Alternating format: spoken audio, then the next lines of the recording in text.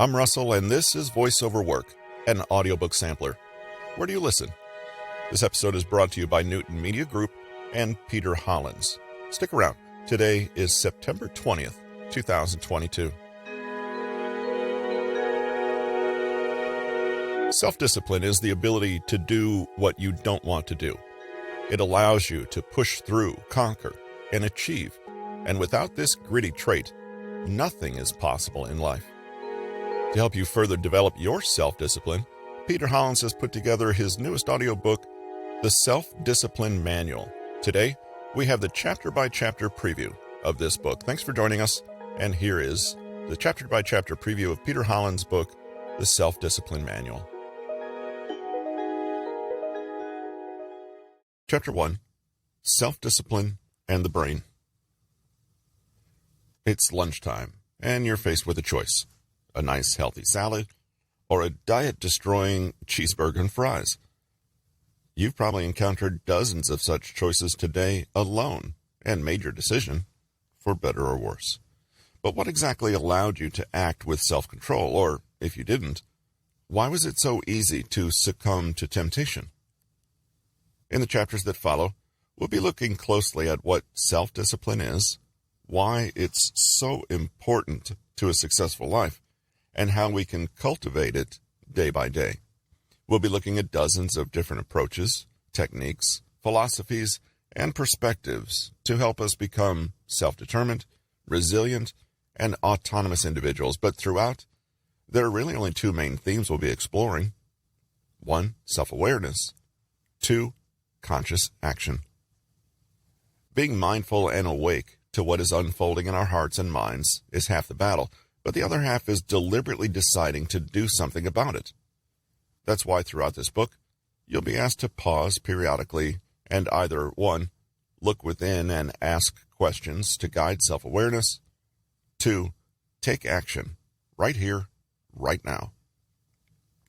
Though the material we'll cover is evidence-based and makes good sense, the truth is it means nothing if it's not weighed against your own genuine experience and unless it's brought to life in action. Look out for prompts to be aware and take action. They'll allow you to reflect on the material in your own life, as well as put the ideas to good use by changing your behavior, even if that's only in small ways. The good news is that no matter where you're starting from today, it is possible to develop better self-discipline, to master your emotions, and to gain a stronger and more resilient sense of purpose. Let's dive in. The biology of self-control. Let's start with the body. Though it's tempting to think in abstract terms only, researchers are uncovering evidence that willpower, control, and self-discipline all have the same biological basis in the brain. If we can understand the brain regions responsible for self-control and decision-making, then perhaps we can work with our brain to make better decisions. In 2017, scientists at the European Molecular Biology Laboratory conducted experiments that revealed a link between two important parts of the brain, the brainstem and the prefrontal cortex. The researchers believe that these two brain regions are involved in regulating instinctual behavior as well as self-control, a little like the proverbial angel on one shoulder and devil on the other. The prefrontal cortex acts like a brake on the impulsiveness of the brainstem. The experiment began with observing mice who were bullied. Really. So-called social defeat in mice, i.e., being bullied by other mice, resulted in a weakening of the neural connections between the prefrontal cortex and the brainstem in the brains of the mice. Those mice with weaker connections then behaved more defensively. The scientists could also induce the same fear-based response in the mice through the use of certain drugs instead of social defeat. In these mice, too, the connection between the brain parts was disrupted. Now, you may be wondering what scared mice have to do with what you choose for lunch. The connection between the prefrontal cortex and the brain. Chapter 2, The Mental Roadblocks That Prevent Our Progress. So, We know that self-discipline has a biological basis, and that if we can master it, we can derive countless benefits in life. We also know that a big part of self-control is to remember the future, i.e., resist instant gratification.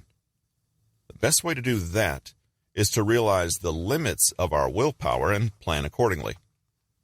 Sounds good, but if it's that simple, why don't more people have better self-discipline? Before reading on, pause and be really honest with yourself. If you feel that you currently lack self-discipline, what do you think is standing in your way? The status quo bias and why we resist change. In 1988, researchers William Samuelson and Richard Zeckhauser conducted a range of experiments designed to explore a certain kind of cognitive bias. One experiment went like this. Participants were told to imagine they've inherited a lot of money. They're then asked to choose how they will invest it, given a series of fixed options. Some participants were given a neutral version and others a status quo bias version. In the neutral version, they were only told that they'd inherited the money and needed to choose how to invest it, with all choices being valid. In the status quo version, they were told they'd inherited money and that it was already invested in some way. They were still given options to reinvest it differently, however, if they so choose. Consider right now what you might do in this second scenario. Leave the money where it's already invested, i.e., retain the status quo, or make a deliberate change. Samuelson and Zeckhauser's results showed that in the second scenario, people tended to stay with the status quo, no matter the alternatives they were offered. In fact, the more alternative options offered, the more people tended to want to just stick with the situation they were already in. This becomes even more pronounced when you compare it to the neutral group, who chose alternatives according to their perceived merits, and what was presented as the status quo to the second group was no more or less attractive as an option when presented to the first. The conclusion, then, is that people have a bias towards favoring the status quo despite its objective benefits and drawbacks. Status quo bias, then, is the preference for your situation, any situation, even a bad one, to remain the same. It's a major roadblock in the way of developing better self-discipline. Sometimes when trying to make significant life changes, you may get frustrated with yourself and wonder, if I want it so badly, why don't I just do it already? The answer may be, at least in part, that you simply prefer what you know. This partly explains why people might like to remain living in a home that's objectively bad in many ways, rather than moving to one that is better, and why people tend to order the same meal at a restaurant over and over again, despite good reason to believe that there are other potentially delicious things to try. It explains why customers don't like company brands or shop layouts to change, and why an incumbent is always more likely to win than a challenger, even if the incumbent is demonstrably off. Chapter 3. How to develop self-discipline and rock-solid focus. We've seen that self-discipline and self-control are all about delaying gratification and mastering your own limited willpower moment to moment. This constant tug-of-war is reflected in our neurochemistry, where our higher brain must learn to master and regulate our lower, more primal and fear-based brain. We've also seen that there are, sadly, many cognitive biases that stand in the way of us fully developing our sense of self-control, including the sunk cost fallacy, the status quo bias, and loss aversion. Now, it's time to consider the methods available if we want to cultivate self-discipline despite these biases. Luckily, developing mastery over yourself is simply a matter of persistence and practice. Even if you're not currently a very disciplined or focused person, you can be. It's a choice. We'll start in a very practical way with daily habits. Your habits are a reflection of your character, and your character will help you reinforce the optimal habits. Having looked at everything that can go wrong, let's consider what it looks like when a person lives a self-disciplined life. The daily habits of the self-disciplined person. Disciplined and focused people may all choose to do very different things with their lives, but the way they do those things is generally the same. Jason Van Camp is the founder of Mission 60, which is a group specializing in performance enhancement. The team have consistently identified the 7 characteristics unique to self-disciplined people, and these characteristics are expressed in their everyday habits. They treat their bodies well.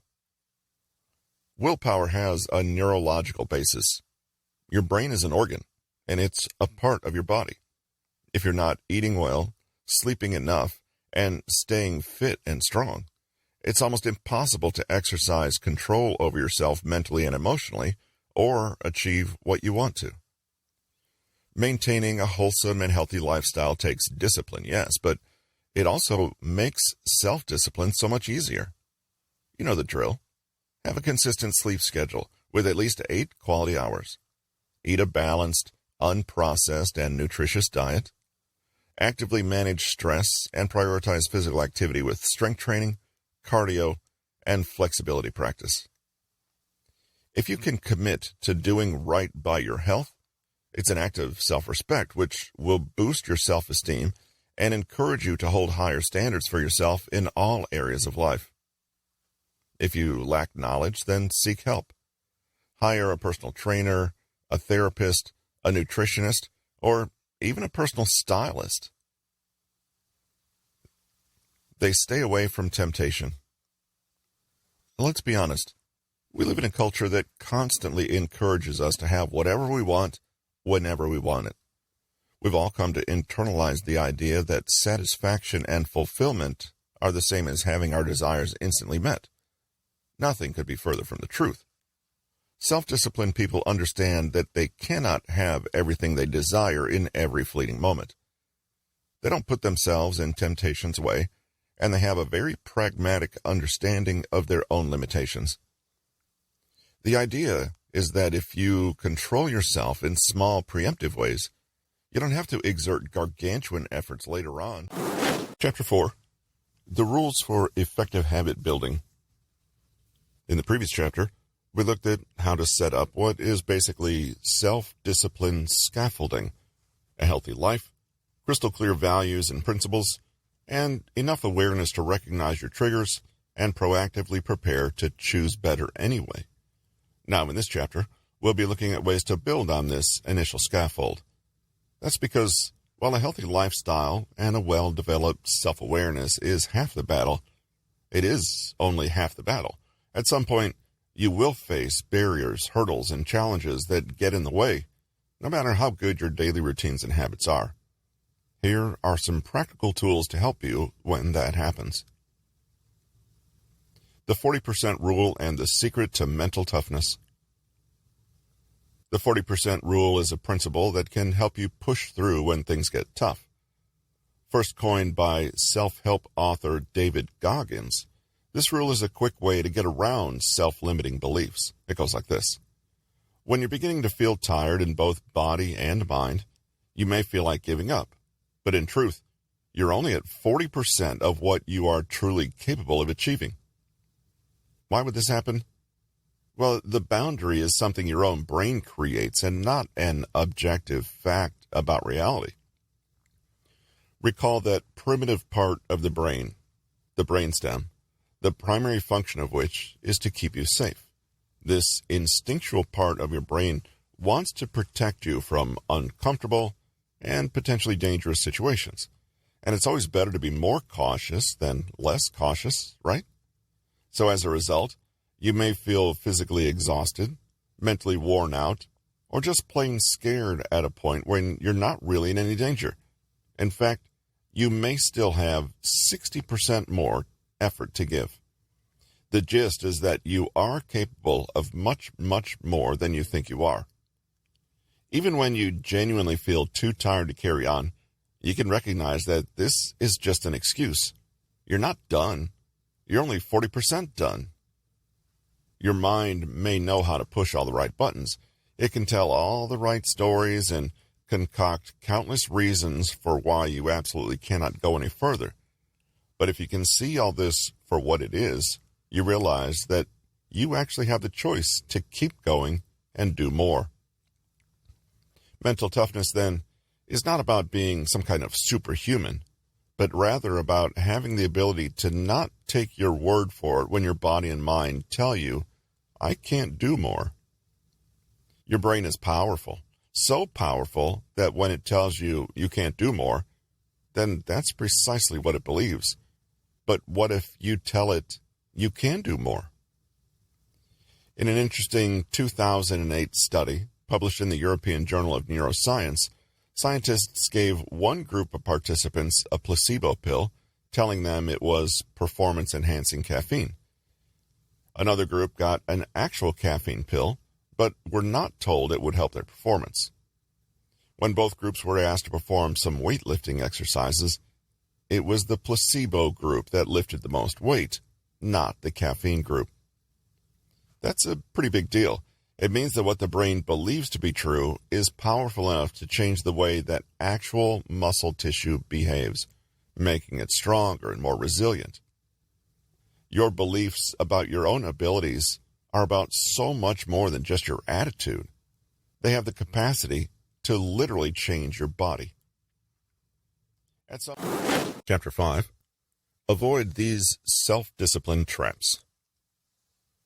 Self-discipline is cultivated over time. Expect that you'll have setbacks. In the meantime, though, you can be aware of potential pitfalls and do what you can to avoid them. The truth about why you never have enough time. You know you should be doing more exercise and taking that evening walk you promise you'd take every day, but you don't. Why? I just don't have the time. Sound familiar? Sure, it's a garden variety excuse, but it really does seem like every day you run out of time, and every other thing eats up the available hours until there's nothing left to do those tasks you know you should do. British historian Cyril Parkinson has an explanation for this phenomenon, and it's commonly written as, work expands so as to fill the time available for its completion. What does this mean? It means that if you wake up and you're a journalist with 2 articles to write that day, somehow you get them done by the deadline. If you only have half an article to write the whole week, somehow that's how long it ends up taking you. Parkinson gave the example of an elderly woman who has literally nothing to do one day except write a postcard to her niece, something that, objectively, takes a few minutes to do. But by Parkinson's law, she finds herself spending an hour selecting a postcard at the store, a full 20 minutes planning to write something and lettering it out neatly, another 45 minutes to walk to the post office, maybe with the stop on the way to get coffee. This one task can spread out and fill the entire day, so that if someone asks this elderly lady at the end of it to do them a favor, she may well say, I just don't have the time. Fine, it's an extreme example, but the principle points to many things Parkinson criticized. For example, the fact that an organization would streamline and seemingly have less and less work over time, and yet administrative staff were as busy and numerous as ever. A professor at the Science of Complex Systems at the Medical University of Vienna, Stefan Turner, noticed the phenomenon in his university's medical faculty. After splitting from the main university, the newly independent faculty grew from 15 staff members to 100, even though the number of scientists stayed exactly the same. The only thing that increased was the bureaucracy. What happens with over-bureaucratization in big organizations can happen on an individual level too. Without realizing it, you create busy work for yourself and start establishing hierarchies and task pyramids that, if you'd only look closely, serve very little purpose other than to make the task fit the available time, and in some cases, eat up other available resources. When Turner examined governmental cabinet sizes in different countries, he found that groups above 20 start to show lowered effectiveness, and emergent dynamics start to interact with one another rather than on solving the task at hand. On the personal level, this may look a little something like this.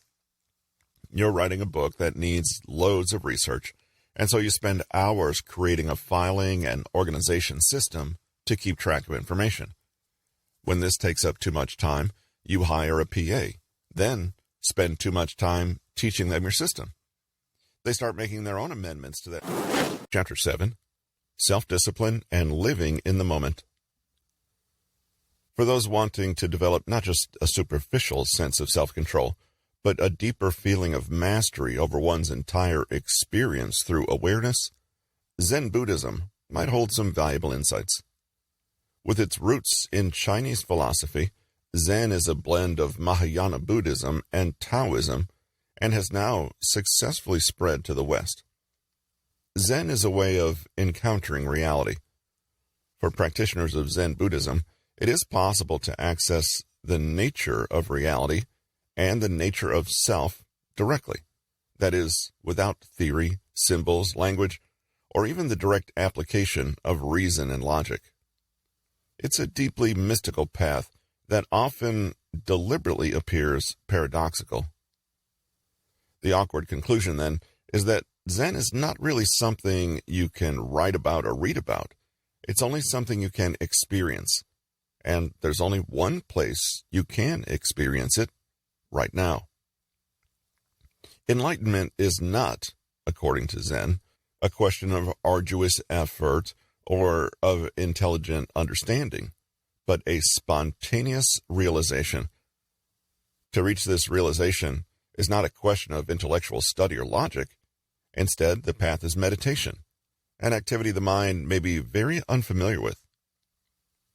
Zen's non-dualistic, non-intellectual, and non-rational spiritual practice could help immensely with self-discipline, since the approach is about cultivating conscious awareness, the bedrock for any deliberate and self-directed action. To access the insights of Zen, we meditate.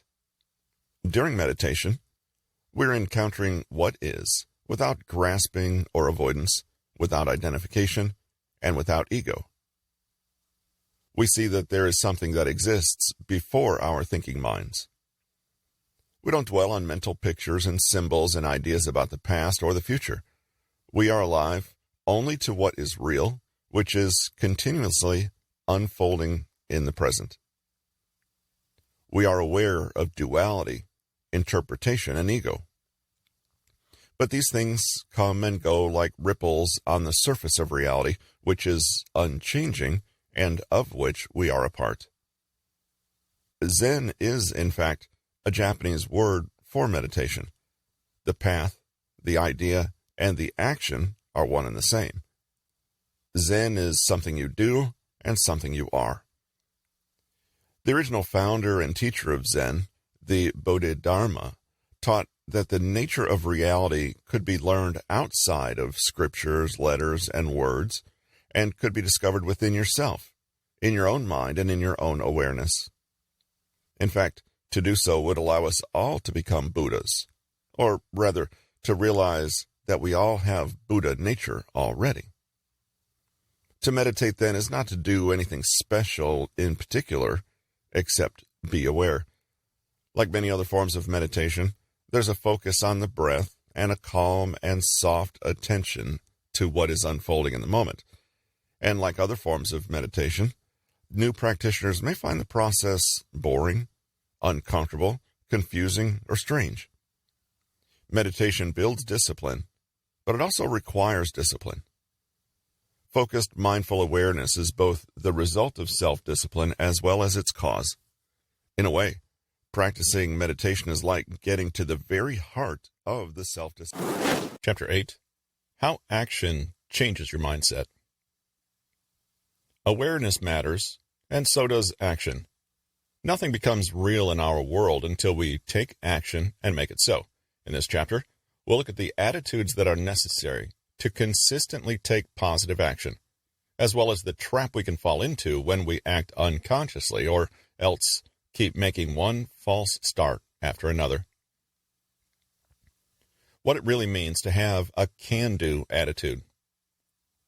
You have to have a positive attitude. People say this, and it's glib and cliche, but it also happens to be true. A major mistake that people make when trying to create the lives they want for themselves is thinking that state of mind is a result of external events. This is backward. Your state of mind is a cause of external events. With a negative attitude, you're passive, and life is something out there that happens to you whether you like it or not. With a positive attitude, you're active and make things happen because those things matter to you and because you trust in your power to make them real. That a positive can-do attitude is associated with a self-disciplined life and more success is obvious. But to actually make the mindset shift is something that too few of us commit to. It's a practice and something we have to continuously choose to do. Nobody can force us to use our own agency. Growth mindset versus fixed mindset.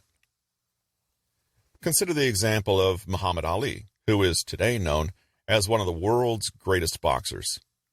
In her 2006 book, Mindset, author Carol Dweck says of Ali, he was not a natural.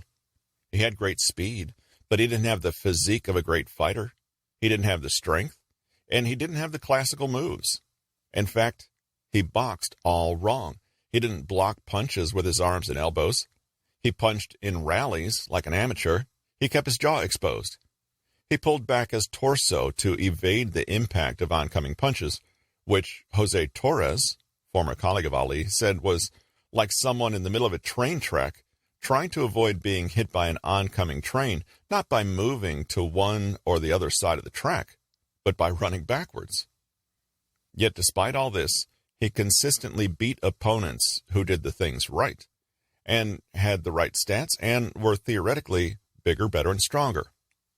The reason? His mindset.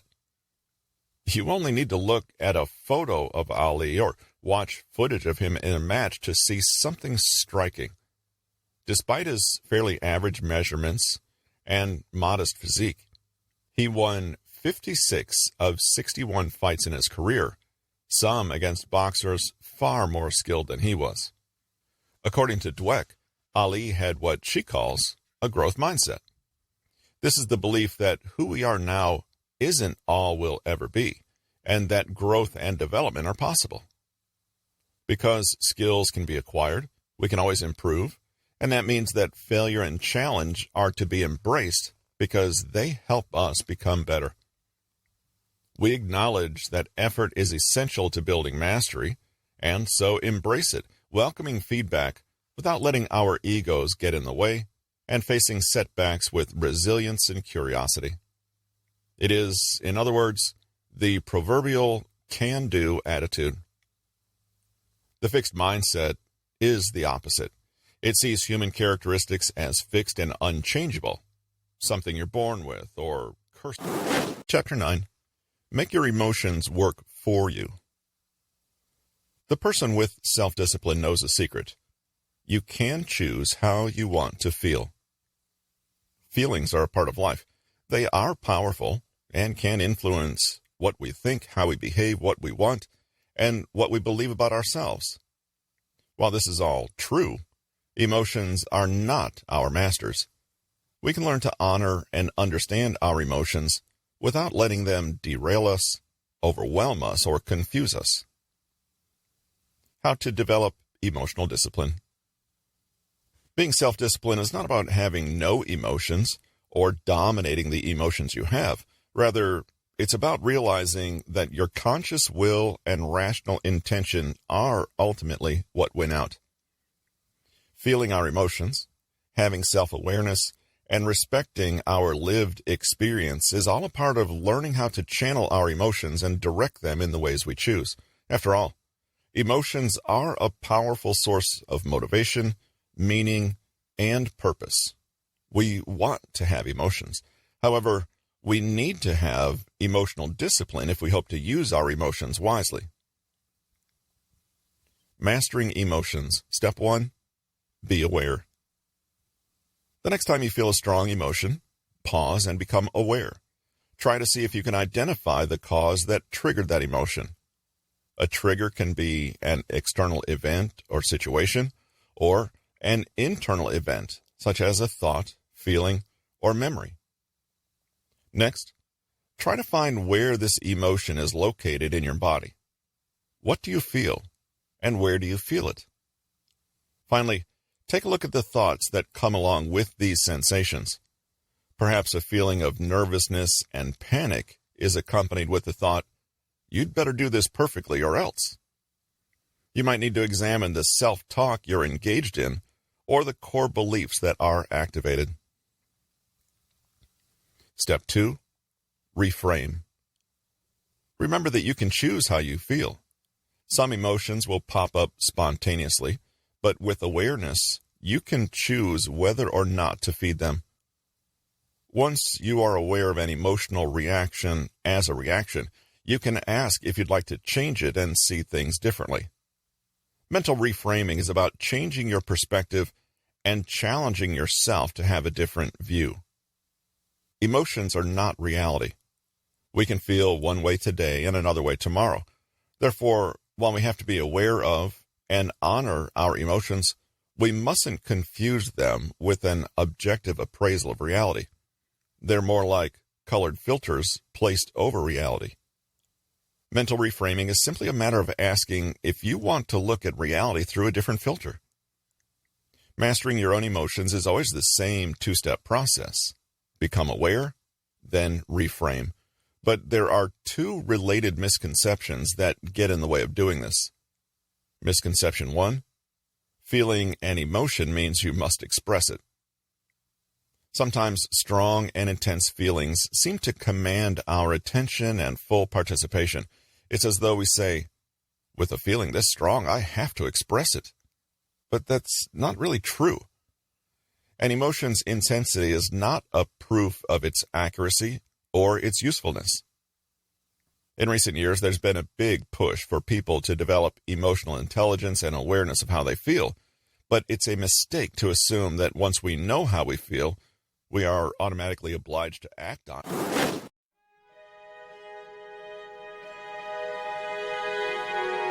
You've just listened to Voice-Over Work, an audiobook sampler. Where do you listen? I'm your host, Russell. Thanks for joining us today, and we'll see you on Saturday with the preview of our next featured audiobook. Hope you have a great week, and see you then.